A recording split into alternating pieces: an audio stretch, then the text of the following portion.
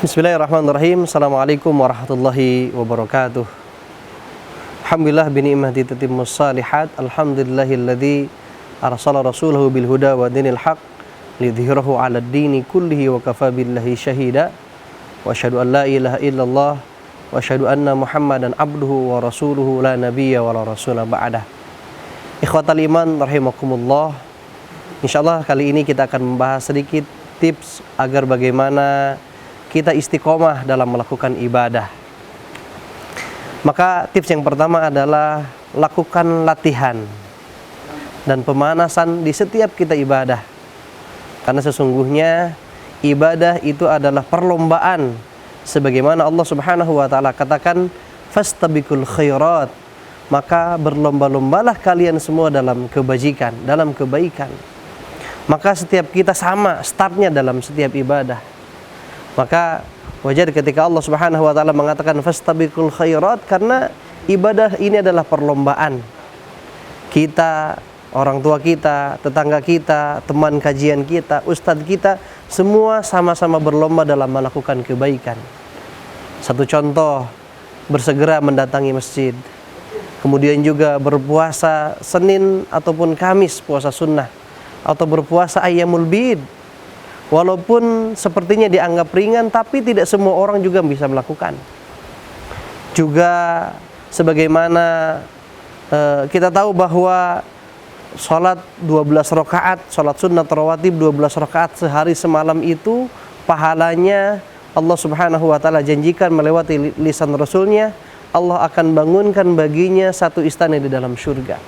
Sepertinya ringan, akan tetapi itu sangat berat bagi orang yang tidak pernah latihan.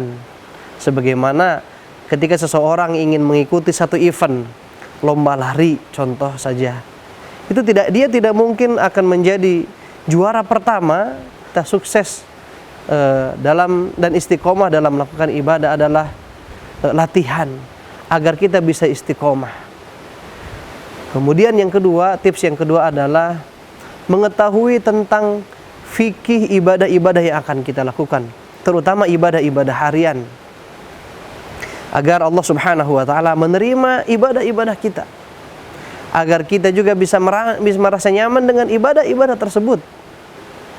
Ya, karena sesungguhnya ketika kita mengetahui sesuatu, kita mengetahui fikih dari ibadah tersebut atau jenis dari ibadah tersebut, maka kita akan istiqomah. Kita tidak akan merasa berat. Bahkan kalau kita tahu itu adalah ibadah wajib, perintah dari Allah Subhanahu wa taala. Bahkan kalau kita tahu itu adalah ibadah sunnah yang Rasulullah SAW contohkan, maka kita akan lakukan terus-menerus. Kemudian tips yang ketiga agar kita istiqomah dalam melakukan ibadah adalah ketahuilah hikmah-hikmah dari ibadah tersebut. Sebagaimana tadi saya contohkan, barang siapa yang sholat sunnah rawatib 12 rakaat satu hari semalam, maka Allah akan bangunkan baginya satu istana di dalam surga. Subhanallah, istana di dalam surga. Tidak mungkin orang yang mengetahui hikmah dari sholat sunnah rawatib, dia akan meninggalkan sholat sunnah rawatib. Begitu juga Rasulullah SAW mengatakan dalam salah satu hadisnya, barang siapa yang berpuasa satu hari lillah, ikhlas karena Allah Subhanahu wa taala, kecuali Allah akan jauhkan wajahnya dari api neraka sepanjang 70 tahun perjalanan. Tidak mungkin orang yang tahu hikmah-hikmah dari ibadah-ibadah atau dari amalan-amalan harian yang dia lakukan, dia akan meninggalkan amalan tersebut.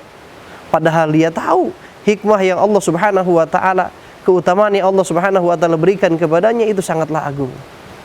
Jamaah rahimakumullah atau ikhwatal iman rahimakumullah, agar kita sukses, agar kita istiqomah dalam melakukan ibadah, yang keempat adalah buatlah target.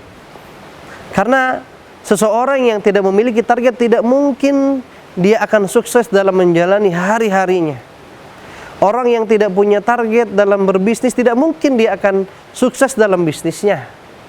Orang yang tidak punya target dalam melakukan satu perjalanan atau satu usaha ataupun apapun namanya, maka dia tidak mungkin dia bisa sukses tanpa memiliki target. Maka begitupun juga dalam ibadah. Agar kita istiqomah dalam beribadah, buatlah target. Saya bangun tidur harus ini, Saya baru tidur harus melakukan amalan ini, amalan ini, amalan ini. Kemudian juga yang selanjutnya adalah berani meninggalkan urusan dunia. Buat target dan berani meninggalkan urusan-urusan dunia. Kalau kita sudah punya target bahwa hari ini kita akan berpuasa, maka tinggalkan urusan dunia. Ikuti target yang akan kita lakukan. Karena ketika kita meninggalkan target tersebut atau melupakan target tersebut, maka kita tidak mungkin akan berpuasa pada hari itu. Dan kita juga mungkin, satu contoh yang lain, ketika kita akan melakukan perjalanan ke satu tempat.